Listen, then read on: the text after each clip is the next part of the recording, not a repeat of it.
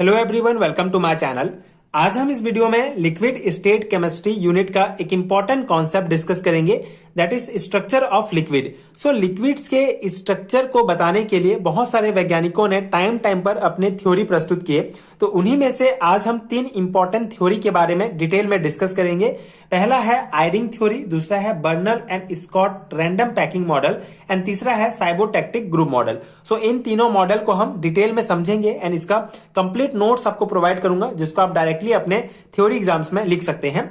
सो पहला theory discuss करते हैं Eyring theory. So in 1933 Eyring presented a model regarding the structure of liquids considering liquid to be somewhat similar to gases. ठीक है, सो आयरिंग ने 1933 में ये मॉडल प्रस्तुत किया था, ये थ्योरी उन्होंने दिया था। उन्होंने जो है लिक्विड के स्ट्रक्चर को बताने के लिए ये कंप्लीट मॉडल दिया था।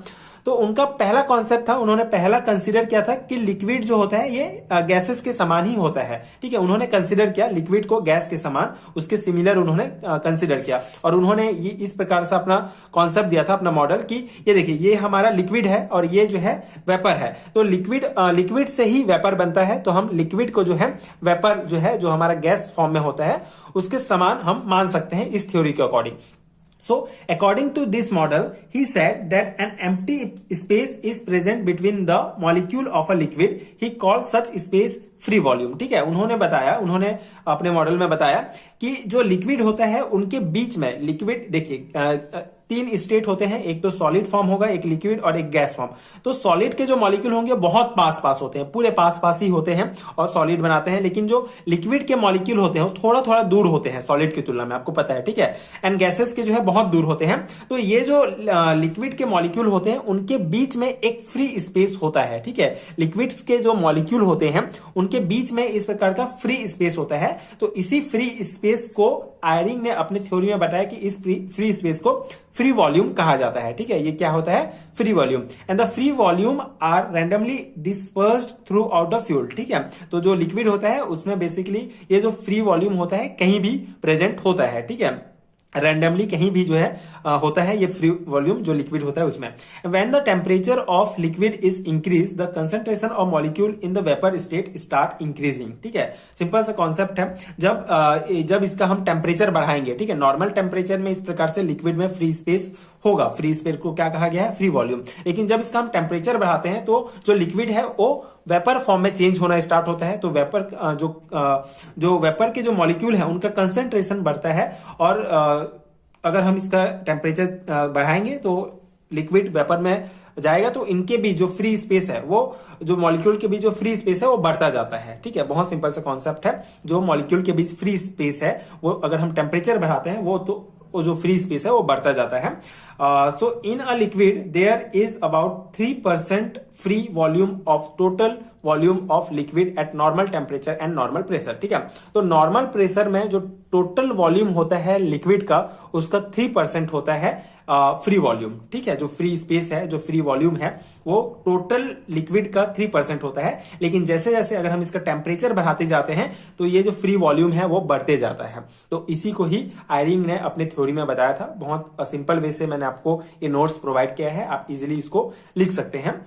सेकेंड हमारा जो थ्योरी है जो लिक्विड के स्ट्रक्चर के बारे में बात करता है वो है Bernal and Scott's random packing model. ठीक है, तो इसे बर्नल और स्कॉट ने जो है इस मॉडल को दिया था।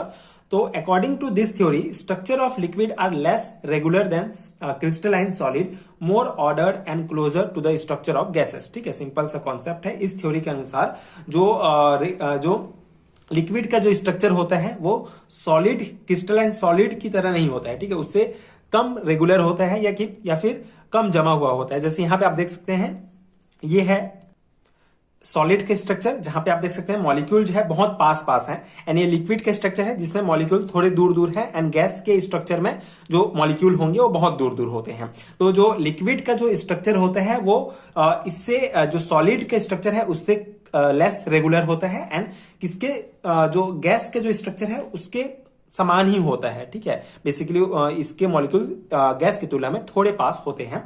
In comparison with solid liquid have more random arrangement of constituting particles, ठीक है। रैंडम अरेंजमेंट होता है लिक्विड में सॉलिड की तुलना में। जो सॉलिड है उसमें जो है पूरा ऑर्डर फॉर्म में ये मॉलिक्यूल होते हैं, और इसमें जो है रैंडमली कहीं भी मॉलिक्यूल प्रेजेंट होते हैं, क्योंकि इनके बीच फ्री वॉल्यूम होता है, फ्री स्पेस होता है लिक्विड्स के मॉलिक्यूल्स के बीच, इसीलिए ये थोड़े से रैंडमली कहीं भी होते हैं, ठीक है। And liquid so normally pentagonal close packing, whereas crystalline solid have more order hexagonal close packed is so in figure, ठीक है। तो बेसिकली जो लिक्विड्स है इनके ये जो मॉलिक्यूल्स होते हैं, ठीक है, इनके बीच ये पेंटागोनल स्ट्रक्चर ये मेनली बनाते हैं, मतलब जो 5 मॉलिक्यूल होंगे इस प्रकार से जमे होते हैं कि उनके बीच ये पेंटागोनल स्ट्रक्चर बनेगा, ठीक है। एंड जो सॉलिड होते हैं उनका जो मॉलिक्यूल इस प्रकार अरेंज होता है कि ये जो है हेक्सागोनल स्ट्रक्चर बनाते हैं, ठीक है। इसको ऐसे आप जोड़ते जाएं तो ये हेक्सागोनल स्ट्रक्चर बनेगा, मतलब 6 मॉलिक्यूल इस प्रकार से जुड़े होते हैं। तो ये एक बेसिक सा कॉन्सेप्ट दिया था बर्नल एंड स्कॉट्स ने अपने रैंडम पैकिंग मॉडल में। रैंडम पैकिंग मतलब जो लिक्विड्स के जो मॉलिक्यूल होते हैं वो रैंडमली कहीं भी होते हैं और एक स्ट्रक्चर बनाते हैं, तो ये बनता है लिक्विड का स्ट्रक्चर, ठीक है। तो ये बर्नल एंड स्कॉट्स ने ये मॉडल में बताया था। बहुत सिंपल कॉन्सेप्ट इन्होंने बताया था। एक बार आप समझ लेते हैं तो आप अपने से भी इसको लिख सकते हैं, एंड डायग्राम में ही आपको समझ में आ गया होगा कि किस प्रकार से इस मॉडल में बताया गया। मेन कॉन्सेप्ट है कि लिक्विड्स के जो स्ट्रक्चर में जो मॉलिक्यूल होंगे वो पेंटागोनल स्ट्रक्चर में होंगे, एंड सॉलिड्स में जो मॉलिक्यूल होंगे वो हेक्सागोनल स्ट्रक्चर बनाएंगे, ठीक है। मतलब ज्यादा पास होंगे, थोड़े दूर होंगे, रैंडमली कहीं भी, ठीक है। नेक्स्ट जो हमारा मॉडल है जो लिक्विड्स के स्ट्रक्चर के बारे में बताता है वो है cybotactic group model. So this model is given by Stewarts, जो 1927 में इस मॉडल को प्रस्तुत किया गया था स्टीवर्ट्स के द्वारा। So according to this model liquids have less crystalline structure, liquid have cluster of molecule which are known as cybotactic group, ठीक है। तो यही इंपॉर्टेंट पॉइंट है।